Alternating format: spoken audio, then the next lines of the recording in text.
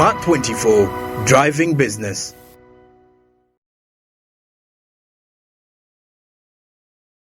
What is the benefit of, complying, or what is the reward for doing this and this? So I think it is important to have a proper monitoring and reporting system and a reward system and training system, and most importantly, technology. We live in this era of technology. It helps a lot to streamline and ensure that everything is as automated as can be, to sort of streamline the practices, streamline the deliverables, and to ensure that everybody is in line and it is quite clear and easier for everybody to be a part of the ecosystem.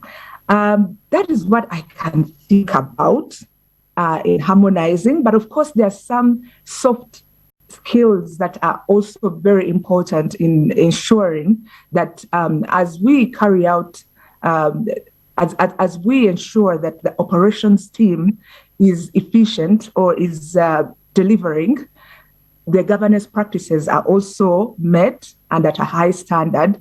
We need to understand the people, because it comes down to who is the person behind what is happening. Because if you do not, and I like, I appreciate what Dr. Robin shared about the late Professor James Moran about having empathy for others. If you do not try to get to the level of understanding the people that you're working with or the team that you're working with, then it is going to be a problem or it's going to be a challenge to achieve a high standard of governance practices. So I think at the end of the day, we are human. You need to bring that human element to your space. We have all these policies, we have all these procedures, we have everything lined out, and we expect people to toe the line.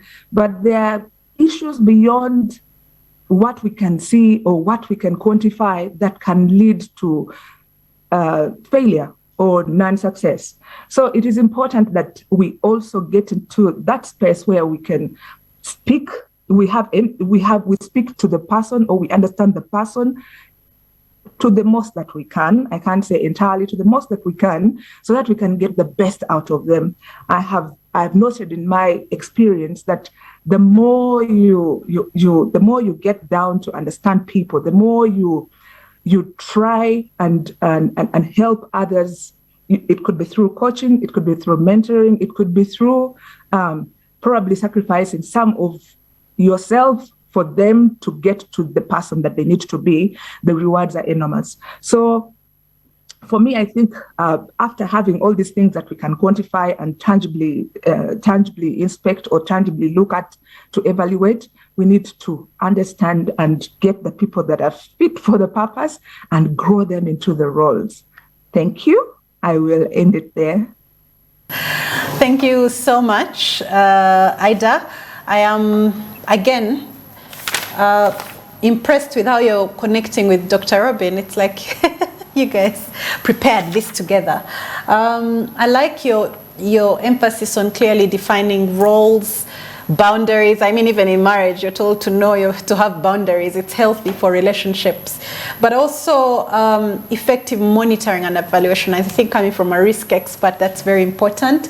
But also, I like your emphasis on empathy, those soft skills that help you understand the people, because even I think operations has a role to understand their board and how their board communicates and how they can best work with their board in order to get the best results out of, that side. Thank you so much, Aida. I just want to take a moment to relate with our people now that Aida has talked about understanding the people and connecting with them. I want to thank our audience that's on the Zoom, and I want to recognize our director, League of East African Directors.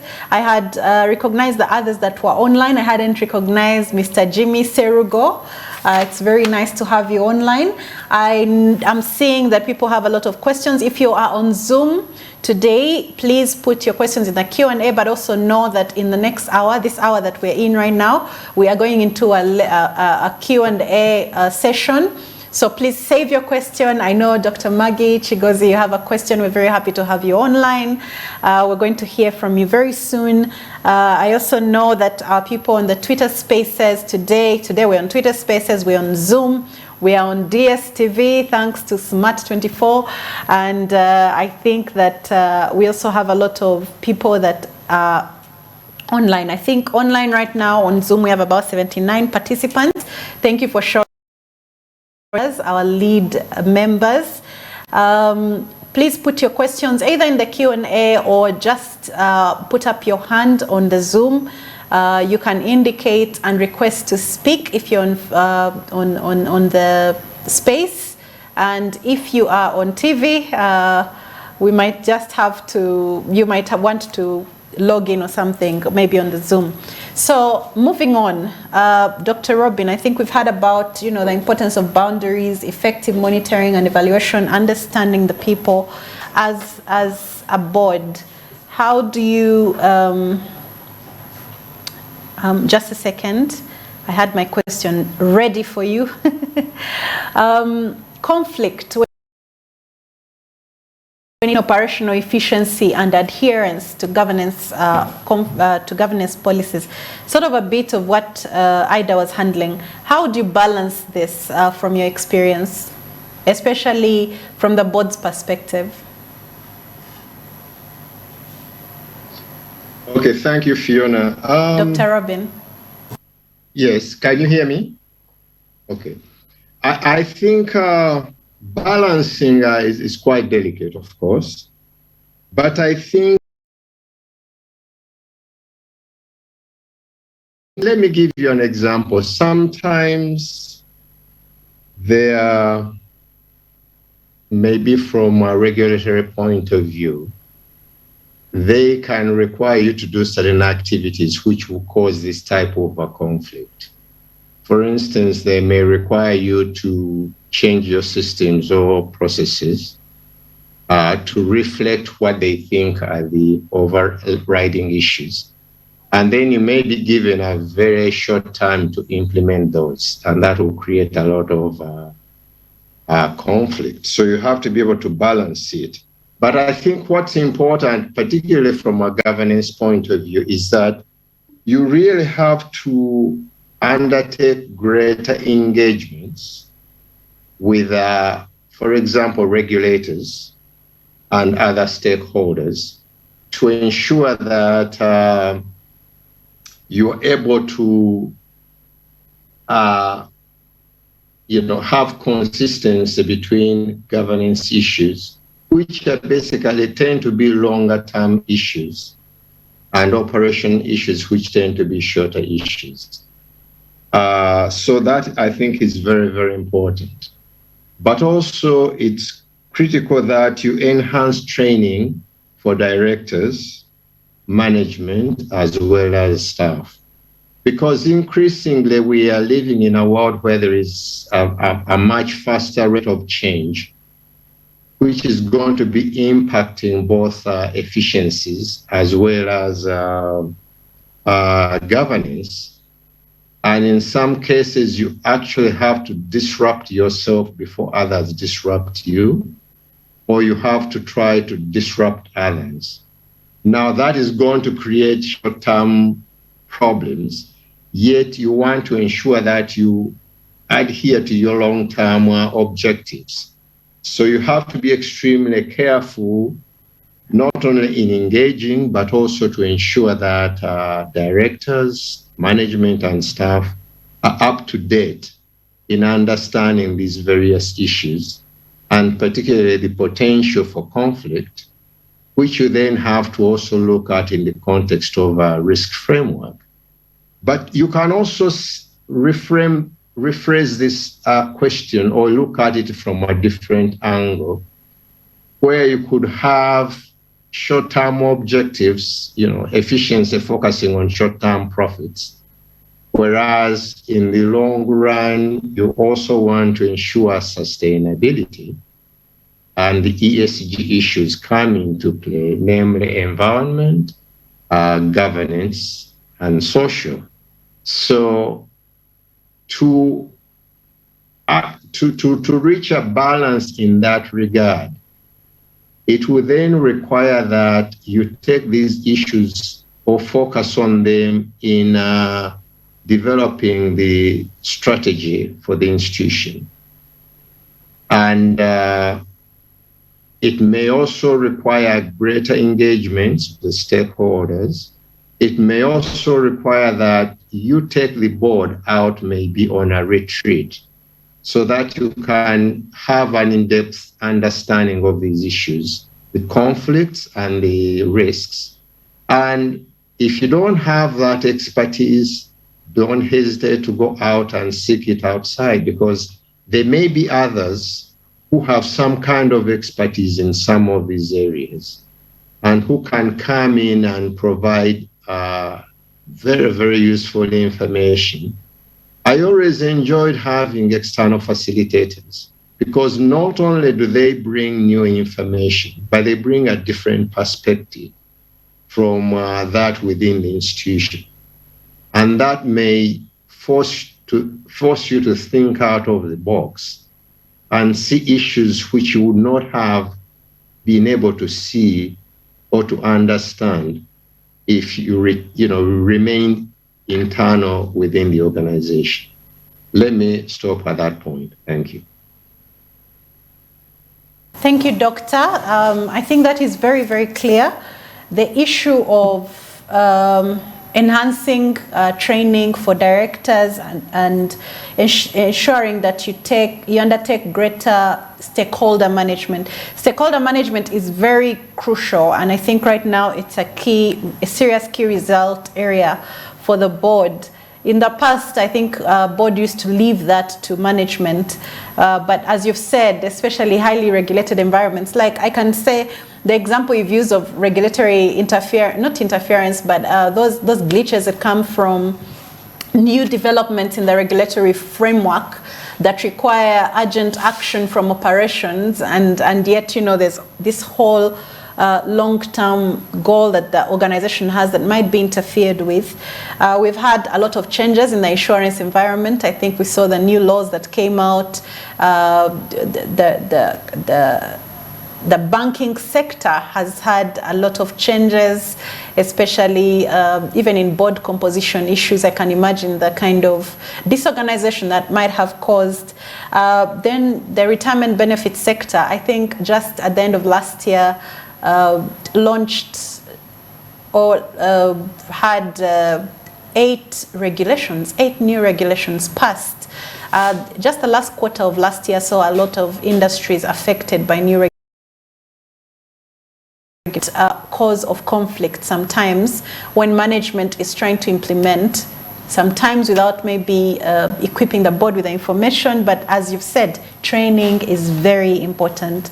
It's also dangerous if the board is more aware of the regulatory requirements than management. I don't know whether it happens, but I think you've emphasized the need for engagement, for active engagement. Someone said, do not wait for crisis to work together. Thank you, Dr. Kibuuka. At this point, I would like to just put in a few questions from the chat because we are now in our hour of questions. I thank you so much for the great deliberations. First of all, we have, I need to check our Q&A. I had questions here. Yes. Simon Frank says he's impressed with both the journey of Dr. Robin and Aida, and he asks, what would be your advice to the millennials who are thinking that this journey? Both of you answer that. Please take a note of that. I'm going to give you another question. The other question is, it's from an anonymous attendee. I hope that they can give us their name soon. Aida has been working in the bank for 22 years in different capacities.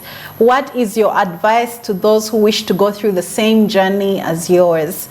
Musinguzi Kabaseke says, how do you handle board relationships? I think Dr. Kibuuka will answer this, with the operational team on ground. Is it ethical for the board to interact a lot with the operational team. I think Dr. Kibuuka talked about the hands-off issue, but I think he can emphasize on that. So I'll have you answer those as we prepare to have actual people with live voices asking these questions, not through me. So I'll start with Aida. Would you like to take away the questions that have been given to you? Thank you very much. I wanted to make a comment on what Dr. Kibuuka was talking about regarding conflict and how it can be managed. And I wanted to give the perspective from an operational point of view. And in my thinking, sometimes conflict is, as you said, could be the beginning of disruption. So we shouldn't look at it as in a negative term. It could be the catalyst for change. So my approach towards any kind of glitch or any kind of what could be termed as a conflict in adhering to governance from an operational point of view is understanding the root cause of that and ensuring, because even the policies and the procedures that we follow in our day-to-day, we call them living documents or living standards, that they continue growing as the environment changes. So sometimes that conflict is what could be the catalyst that you need for the change for the better. So I just wanted to throw in that before I go to answering the question that was given to me. I can directly speak to the person who said, if you want to, I've worked in the banking sector for a very long time in different roles. If I'm to guide or give guidance to anybody who wants to do the same, I think that my path cannot be your path. You need to know that your path has to be your own and you have to own it. That is where you start from. And the second thing that you need to have is continuous improvement. How do you don't, I think I can just go back to what I already said, that you do not settle. If today you're doing a particular role, make sure that you're doing it so well that you have room to continue or to expand what you're doing. Because I started out as somebody who was counting money. And being a teller is not very simple. You make shortages and then you're shaking. You make, sometimes when you count the money, it's more than is expected. Then you start, it also makes you worried. So you start and say, if I can count the money, I need to count it very well. If I'm writing a ledger, I'm going to write it excellent. The level of mistakes I'm making has to reduce with time. I have to shorten my learning curve. I have to create room for more work, and I have to show that I know what I'm doing. I am good at it. I can speak for it. I want to grow. Even standing out and saying, I want to grow, because some people are good at what they're doing and they expect that somebody will come and knock on your head and say, I think you're ready for growth. It happens for some, but not for many. So you have to stand out. You have to be visible and speak to your journey and say, I need to grow into this. I need to. And you do not say just by words or by wanting to influence things in your direction. There must be actions towards that, even if it might not translate into pay. Because sometimes we just think about pay. Sometimes it might not translate into pay, but the experience and the exposure is enormous, and you never know how it can jumpstart you into where you want to go. But it's important to continuously improve yourself, skill-wise, experience-wise, and the relationships that you build, and ensuring that you are growing. You are growing. You're not stunted. You don't settle. That's what I can say. Thank you.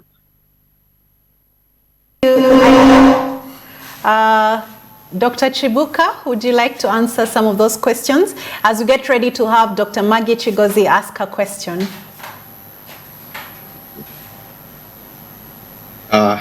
Yes, I think the first question was from a millennial who said that they think the journey is easy. Now I appreciate, I think, the way I understand millennials, maybe you can correct me, but I think for your generation,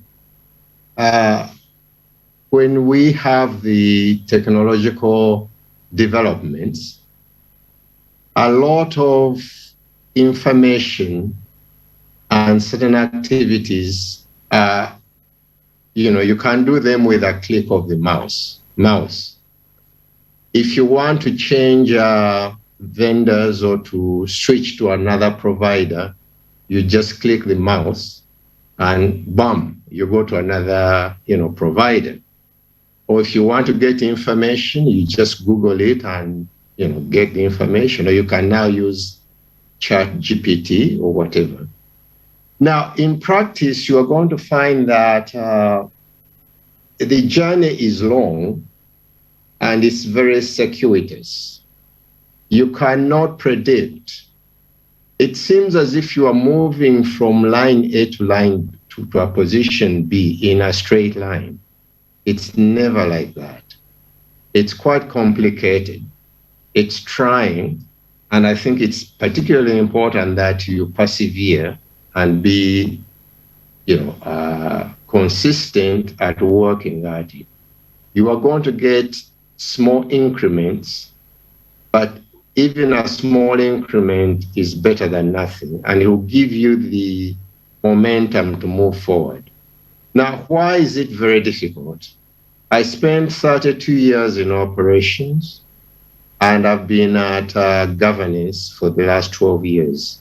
And I think if you heard what I was saying, I went from Standard Chartered, a private organization, a group organization, a global bank, which is very highly regulated. And one of the best regulators you can have, I think, is the central bank. They will be on your back. So they will make sure that, you are up to date with a lot of issues. Even with that, it wasn't adequate for me to be able to understand the entire concept of governance until I was able to use somewhat similar skills in a public organization. And even there, I was lucky because, we could easily transplant, or at least the principles of a risk framework into U-boats to handle the data. But I must say, I probably learned even more with a Namulond, where we had to set up things from scratch and then going to mobile clinics. So the point here is, it's not a straight line. You are going to be able to pick up bits and pieces here, and it will not fall into place until you've applied that knowledge in different circumstances for you to be able to appreciate the different results you get by applying different issues. Also, learning is not just going, to learn. You have to unlearn a lot of things. When we are born and start to go to school, and within the environment we have, we are conditioned to think in a particular pattern. And you develop habits, and those habits are incredibly difficult to change. So if you're going to change those habits, you need to really focus a great deal, because we are creatures of, what shall I say, habits. You wake up in the morning, you brush your teeth, you do this and this and that. Okay, there is that sequence. To break that sequence and learn a new sequence is not easy. And it's going to require you to unlearn a lot of things and then learn new things. So the process becomes complicated.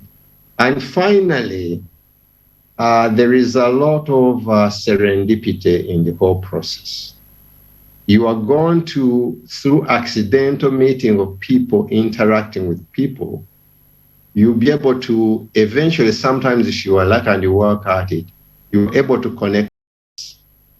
But connecting dots is not easy. It's sometimes you, out of the blue, you could be driving and all of a sudden, and it's like a paradigm shift, and all of a sudden you understand what the issue is all about. That doesn't come every day. So be patient, make sure that you are in for the long haul. And I think, as Aida was saying, be positive and push yourself and be persistent. Eventually you get it, but it's not easy. But that doesn't mean you shouldn't try and you shouldn't start. You have to. Otherwise, you remain in the same position. Then there was a question whether it's not ethical to interact, for the board to interact with operations team. I think the question is not really whether it's ethical or not. What I can say, it's improper. And why am I saying it's improper? Because if you understand your role as a director, you are leading by example and through influencing other people. You are no longer a hands-on individual who guides day-to-day activities. That is the role of senior management. And the good thing is you are going to have senior management represented on the board, typically through the CEO, but in some other organizations, you may have executive directors, maybe two of them, so that you have the CEO and the executive directors. Those who sit on the board, and they are the ones who transmit board policies and strategy down to the staff. As a board director, if you are not executive director, you really should not be interacting with staff on any operational issues. If you want to interact with them, go through management. Because if you try to interact with them, you create problems of lines of communications and responsibilities. But fundamentally, you'll be undermining senior management, the CEO and the executive directors and others, by interacting directly with the staff. It's not, you should never do it. And it's not your role. So please keep your fingers out, but keep your nose in. In other words, you can smell it, but don't touch it. Thank you. That is serious advice. We should not have any blurred lines between operations and the board. Please go clearly through management, or else you risk blurred lines. And we all know that, as Aida said before, boundaries are very healthy for relationships, even governance relationships. We want to hear from Dr. Maggie Chigozi. She's online. Can we let her speak, please? She had a question. Doctor, it's very good to have you here. She's one of our eminent members of LEAD.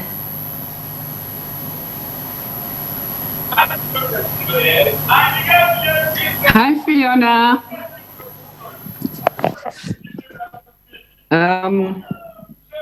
Really happy to see you. Can you hear me?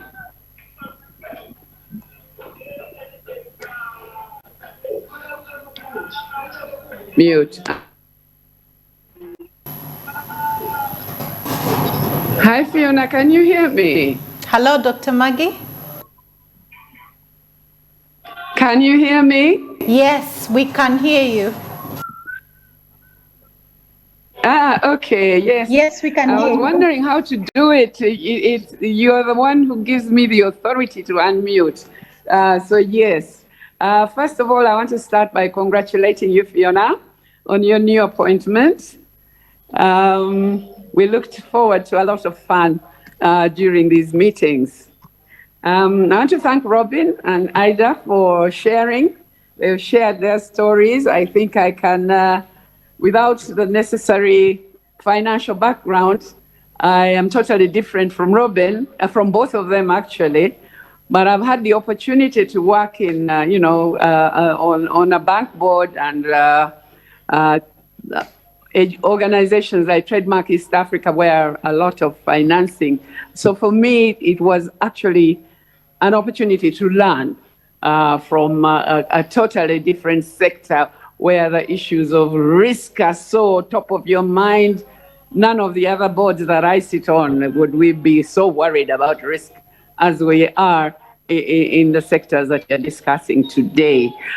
So for me, it was, huge learning. I'll never be very good at it, but I have learned a lot. And I can share very much the story that Robin has shared. I have also been on a number of boards, and yes, but corporate governance is definitely key. And so my question to you in particular, Robin, is how you were able to move, IMF to now just sitting on regular boards. Used to look at you working at the IMF, talking at such high levels with such, government officials, presidents.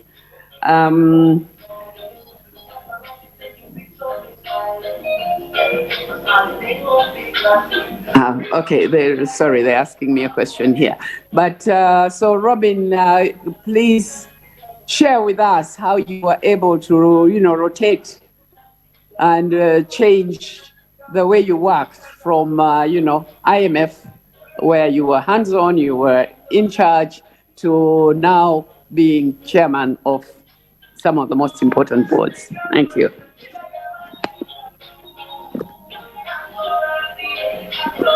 Thank you, Maggie. Good to have you here.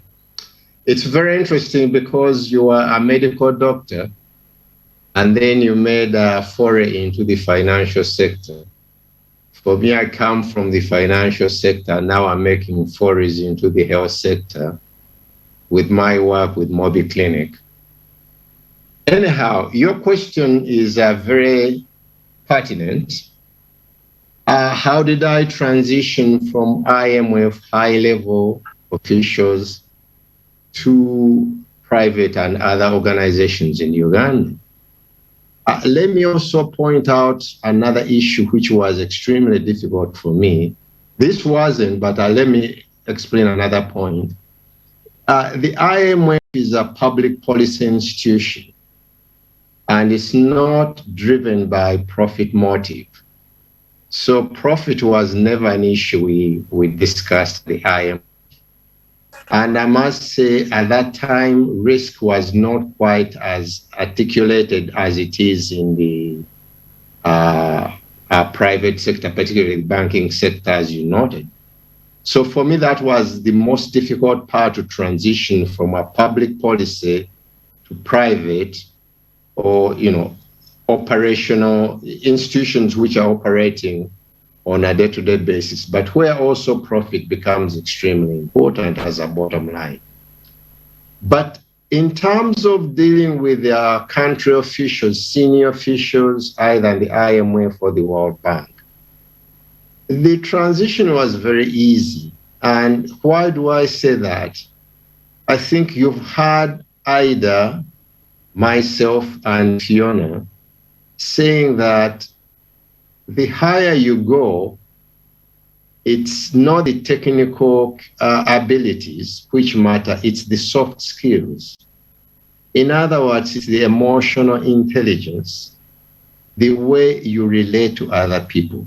And these are very important skills, both in management and at the board. And it's not any different when you are dealing with a minister or with heads of state or whatever the case may be. They are human beings, and I think you have to understand that you have to be able to deal with them and communicate with them in as clear language as possible. And that requires for you to understand those people, develop their trust, talk to them, make sure you network with them. When you have chances, let's say at dinner, talk about a number of issues. And that will break the barriers. You get to a point where after you've negotiated several programs or are prepared same basis with our ministers, governors, not the heads of state, obviously, but even senior officials. And I think it's extremely important that you develop personal relationships, you develop networks, and that's the way you are going to operate.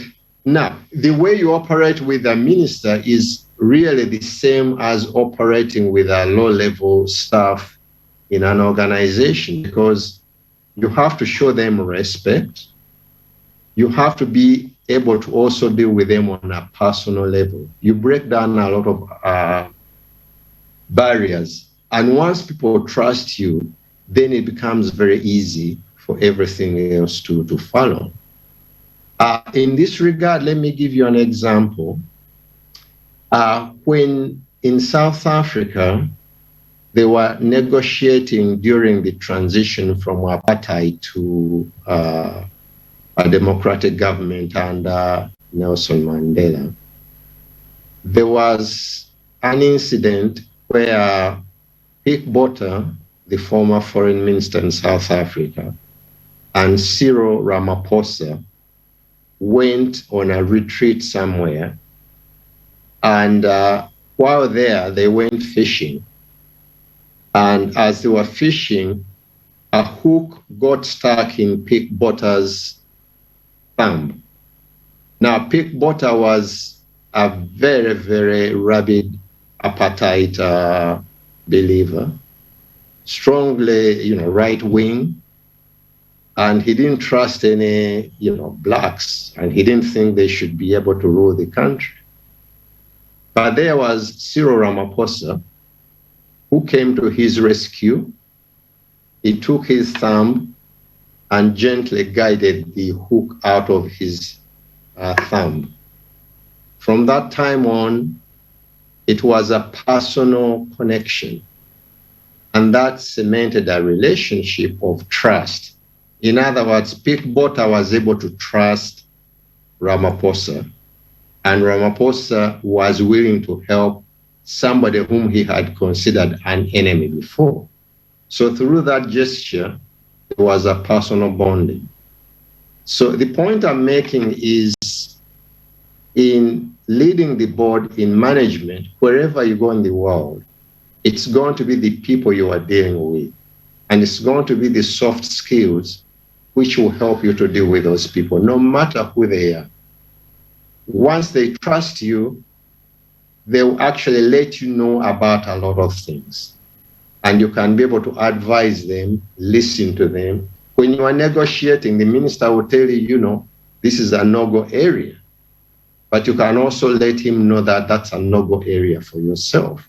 Once you understand those parameters, it becomes very easy to deal with each other.